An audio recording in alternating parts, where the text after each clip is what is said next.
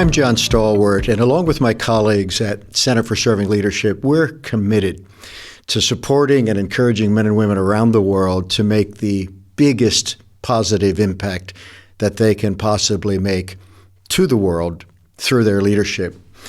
I have been thinking about what I want to say as we are in the fall of 2024, talking to my friends around the world who are devoted to becoming serving leaders at a moment in time that is not calm and not peaceful and filled with anxiety and anxiousness and division, high-stakes moment. And my reflections about the things that are on my mind are such that I'm not even sure that I will end up showing this video. That's a silly thing for me to say because if you're watching it, I obviously decided that I would. And this debate is meaningless if I don't show it. But I am a bit outside of my comfort zone today because I'm not talking specifically about the practices of serving leadership that I teach day in and day out to clients around the world that I know well and that I care about deeply, but I'm stepping back because there is an awareness I have that all of us are under great stress. And I want to say some things to see if we can be better over the next months of this very difficult time. And so bear with me a bit. I wear several hats in my work. And one of the hats that is always on my head, though I don't particularly call attention to it in many settings, is the hat of pastor. And I don't ever have that hat off, but it's on quite squarely right now. And I'm aware that things aren't good. I've been a little tempted to first of all, apologize to my global friends, but and I'll tell you why in a moment, but I'm not going to do that. I'm talking about an American moment, a moment within the United States of America, but it has global impact. The political division, because I speak with you, I'm talking now to my friends outside of the U.S., because I speak with you all the time, I know that you are watching carefully what's going on in this country. And I know that you're watching with a significant amount of alarm at what's going on in this country. And therefore, the fact that I'm going to say some things to my American friends in this video, I think is going to be okay with you. Because, in fact, the nature of the power that is held within the United States on the global stage is one of a kind. It's extraordinary. How goes America has great impact in how goes the world. You know that. You're watching carefully. We have a vision statement at Center for Serving Leadership that we envision a flourishing world in which serving is the trademark of leadership. And when we say that, we're not delusional, because we know that when people think about leadership, they don't think about serving.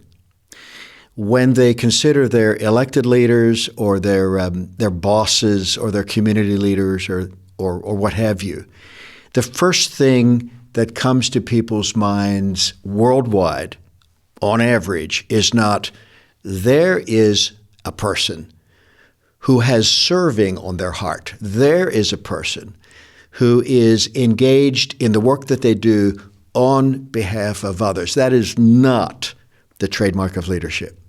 If we can just talk straight with one another for a moment. The first thing that comes to most people's minds on earth when they think about their leaders, again, it can be community leaders, it can be religious leaders, it can be civic leaders, business leaders, bosses, elected leaders, tyrants, depending on where you are on earth. The first thing that tends to come to people's minds is, there's a person I have to be careful around. There's a person that I have to keep one eye on because a lot's at stake depending on the mood they wake up in today and so forth. And so our vision, we envision a flourishing world in which serving is the trademark of leadership, is indeed a worthy vision because it is big, it is important, it is something that is not, as a rule, true, and it matters tremendously. And so you could say, when we talk that way, that we really are delusional because such a vision is impossible. But I can tell you, as a matter of fact, that there are many, many, many leaders who are oriented fundamentally to serving. And so the fact that our world is cast to and fro and whipped about in various kinds of schemes and conflicts, and the fact that many egos, in our daily experience with leaders, are egos that are driven by greed or insecurity or malice or what have you, notwithstanding, many leaders wake up every day asking the question, how can I serve better? Now, I've talked about this many times. How can I serve my people? How can I serve my customers? How can I serve the people that I have duty to? In the United States of America, when the elected official puts their hand on the Bible and swears their oath, it's an oath to serve the Constitution and the people that elected them. That's the purpose, you see, in the United States of America of government. To get elected is not to serve self according to the purposes of elected life, but indeed many people who get elected are there absolutely to advance their own cause and to serve themselves. And so we live in this tension between knowing that as goes our leadership, so goes everything. The Chinese have this saying that the fish starts to stink at the head. We know that leadership is the shaper of our destiny and that who is in charge impacts everything. And we also know that many leaders are not impacting their environment well. I said at the beginning of this reflection that it's our purpose to support and encourage men and women around the world to make the biggest positive impact that they can possibly make through their leadership. And we know that many people are making a big, divisive, damaging, bad impact in their sphere of influence through their leadership. And it's also true that there are countless serving leaders making a difference. I was watching the video while I am talking to my friends outside the United States. I was watching the video the other day of the inauguration of former Deputy Prime Minister Lawrence Wong to the prime ministership of Singapore. And it was an incredible video to watch because in that nation, yes, as compared to the nation in which I live, I can speak without any fear of legitimate contradiction here. In that nation, as compared to my nation, people are in political office not only with the intention of having everything they do be good for the citizens of Singapore and the future of Singapore, but they are held to standards and they are governed by rules and accountabilities that require it. You cannot endure in Singapore politics playing partisanship and lining your pockets and sowing division for the sake of gaining power. You can't do it. And as I listened to Lawrence Wong talk, beautiful video, and I would encourage you simply to Google Lawrence Wong, Prime Minister Singapore. You'll find the video. He talked from beginning to end about the privilege of serving. And his predecessors spoke the same way. And so this idea that serving should be, could be, and in some places is the trademark of leadership is not delusional. It is rather that there is a battle at stake, and we're in the middle of that in my country. And I want to just make a couple of comments about it for your sake. And again, I'm speaking beneath politics. You know, politics is downstream from culture. Politics reflects who we are. I'm going to be making just two comments about who we are. And I want to remind us of a few things and encourage us in a few things, because there is a great investment right now within my nation to discourage us, to divide us, and to animate us, get us acting out of fear, out of malice, out of hatred, out of spite, out of scorn. There is an engine of intentional production of disquiet and discord in my country, and I want to speak about that. Even though this doesn't primarily address, your organizational life in leadership or your family life in leadership, it does address your self-leadership in a very divided time. And so, first of all, I would like to suggest that each of us has the freedom, has the authority to step back from the manufactured agitation that's going on. I say manufactured agitation because that's what it is. There are extraordinary resources being spent with deep skill and, frankly, science underneath it to drive us away from peace and calm. I think that there are hundreds of thousands of people on the assignment every day within government and within media who have as their task to frighten us, to terrify us, to divide us, to pit us against one another, and to get our hearts racing, to keep us from sleeping well. That is a fact because it pays. It wins. It is effective as a manipulation tool. And so what I want to say to you is, there is, throughout all spiritual traditions, a clear message to not be afraid. You don't find, for example, in the Jewish and Christian Bible, a commandment that is more frequently repeated than don't be afraid. Don't be afraid. You say, but there are things to be afraid of. Of course there are. Why else would one say, don't be afraid? There are things to be afraid of. There are dangers. There are real stakes.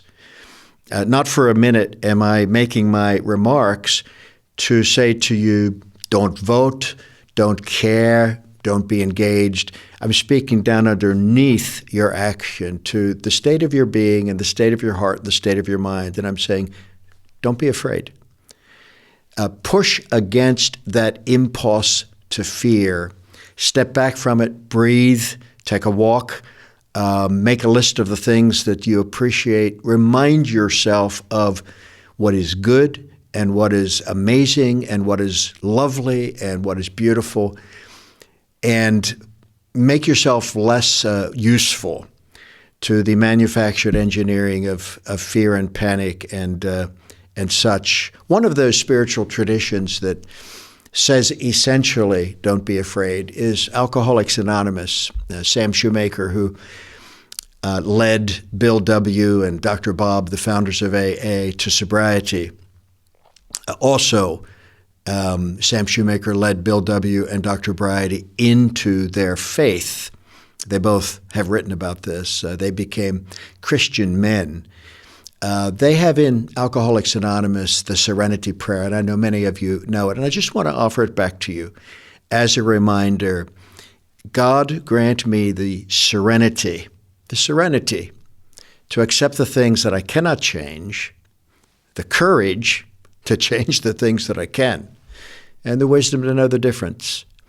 We do not need to succumb to the impulse of panic and fear and reactivity. It's not good for us. It's not good for our nation. It's not good for our family. It's not good for our neighbors. And I'd just like to encourage you to step back. There's important things at stake. I think that you need to be engaged in the way that your conscience tells you. I'll say a bit more about that in a moment. And, much is on the line, but fear produces worse outcomes than the things that we fear. And so don't be afraid. Don't be afraid.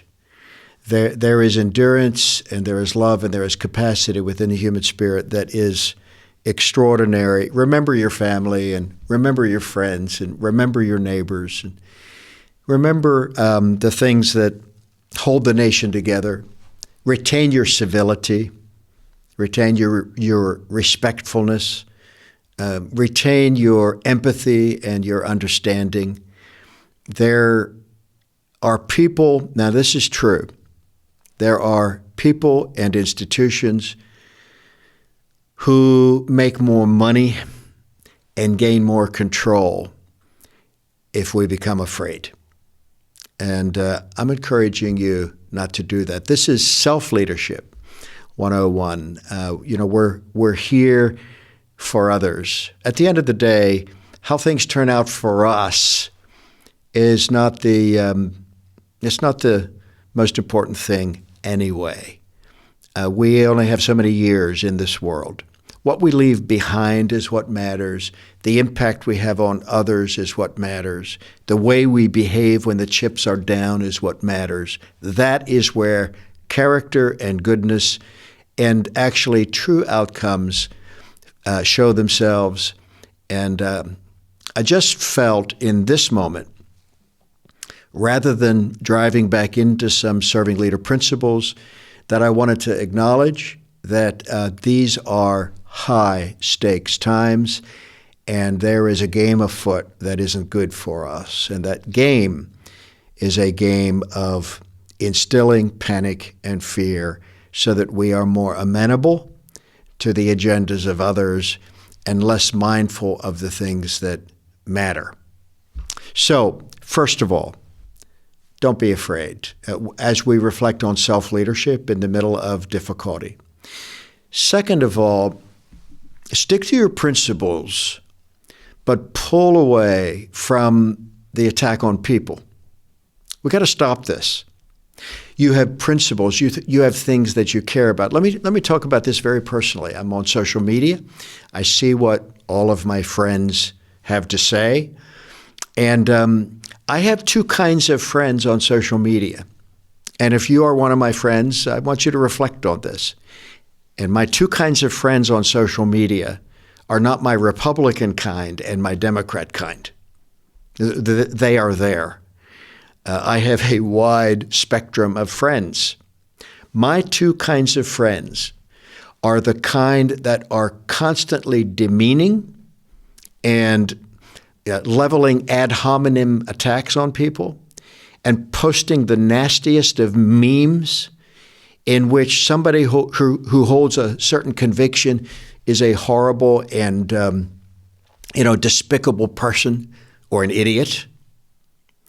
And my other kind of friend on social media works hard to say things that matter to them with care and respect for their fellow human beings.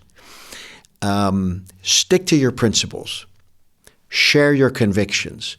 Think about the policies that you care about, over these particularly difficult months in the United States of America. Ask what kind of governance will, according to your convictions, lead us to a good place in the future. But let's back away from the creation of enemies and the vilification of former friends, former neighbors. You know what I'm talking about. The ability to turn our differences into a kind of continuous uncivil war between us has been, I think, the chief and most damaging thing that has been done to us. And we've cooperated with it, and we've got to stop that. Check yourself. I know that when we are caught up in the passion of a moment and we see someone that we don't want to have in office, we assign the worst of motives and we assign the worst of character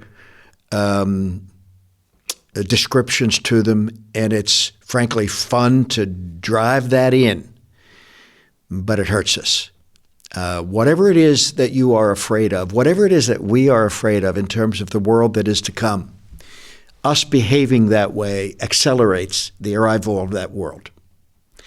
And so my request, my appeal is pull back from the attack on people. There is no place for it. You know, one of the amazing things that we find in the founding documents of the United States. Again, I'm talking to my friends in the U.S. and my friends outside the U.S. And by the way, maybe I should digress for a quick second. It is not self-centered for an American citizen to recognize that what we do in this country has a massively outsized impact on people everywhere on earth. They all know that. They all feel that. We have a tremendous responsibility to seek to hold a union together which has as its primary task the production of good in the world. The fracturing of this nation, the division of this nation, the casting of aspersions against one another in this nation, the real threat of this nation coming apart has massive, indescribable impacts for the world. Poor people everywhere on earth will be poorer if we don't get our act together. People who suffer the violence of tyrants around the world will suffer it worse if we don't get our act together. It isn't pride or cultural ignorance to speak this way. It is fact. And so it's important for us as members of the citizenry of the United States to understand this. And I'm speaking to my serving leader friends and saying, there's no place for the ad hominem in our circle. It's not part of our value set. We seek the best. We seek to serve. We see human beings, according to our founding documents, as endowed by their Creator with inalienable rights. The human person has worth. And of course, we understand that through the eyes of faith. The human person has worth because the human person is created in the very image of God.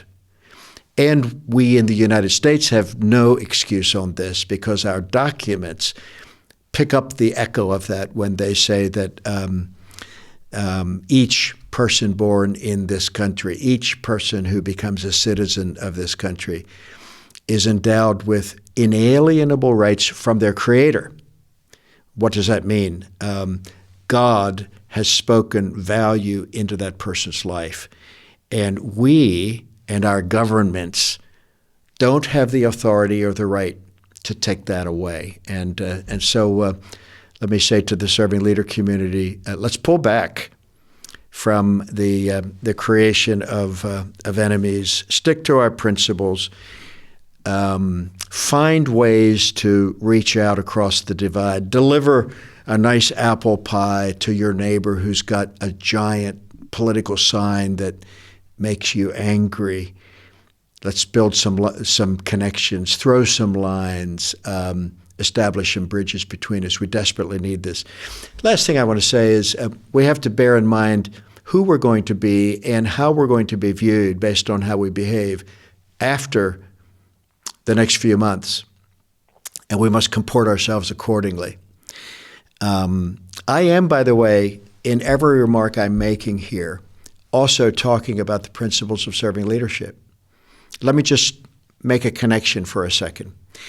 You have a CEO of a company that is up against it. Payroll is due. The P&L is upside down. The balance sheet is not good. There are mistakes being made on the production line. There are customers that aren't happy. Yet there are values they said that they hold to. There are values that they said are real. We care for our people. We keep our promises to our customers, whatever those values are. Every extraordinary owner or president or chief that I know, even under duress, takes a signal, takes a sounding off of their values and says, okay, hold on a second. I'm not sleeping. I'm stressed out. I don't know what to do yet. I can't let the pain of this moment and the difficulty of this moment shape what I'm going to do. What do we stand for here? Well, we said we care for people. That's going to have a bearing on what we do. We said that we keep our promises to our customers. That's going to have a bearing on what we do. That is the kind of leadership that creates goodness in the world, and that is the way we need to behave as citizens of the United States right now when things are very, very difficult. And so tune yourself back into your principles. Tune yourself back into your values. Tune yourself back into what you stand for. Remember those things that you can do something about and do something about them. Take stock of the things that are outside of your control and find ways to restore peace about that. Some things are out of our hands. This is what creates a spiritual life for people. They realize there are some things I can't fix. They matter, but I can't fix them. They matter here, and I can't fix them, or they matter in the world, and I can't fix them. And so I need my hands open to receive help. That's what the serenity prayer is all about. And think about who we're going to be, in a couple of months when not just what has already happened has infected us with fear and panic and a sense of disaster, but I promise you the things that will yet happen. I'm speaking to you at a moment in time that is dire. I promise you that as I'm making this recording in late August. It might reach you in late September. More terrible things are going to happen. They're designed so that we comply and we react and we forget who we are and we don't behave right. And I'm suggesting that there's a still small voice and a deeper true line, a deeper compass we need to follow. And that is our commitment. Whether we live or die, whether our side wins or loses, we live by a compass to conduct our lives in a way that is worthy of the calling that we have as serving leaders. Be encouraged, care for one another, find courageous ways to show that, rise above the nonsense of this moment. Don't be vulnerable, don't be manipulatable by the things that are around you. Fear not.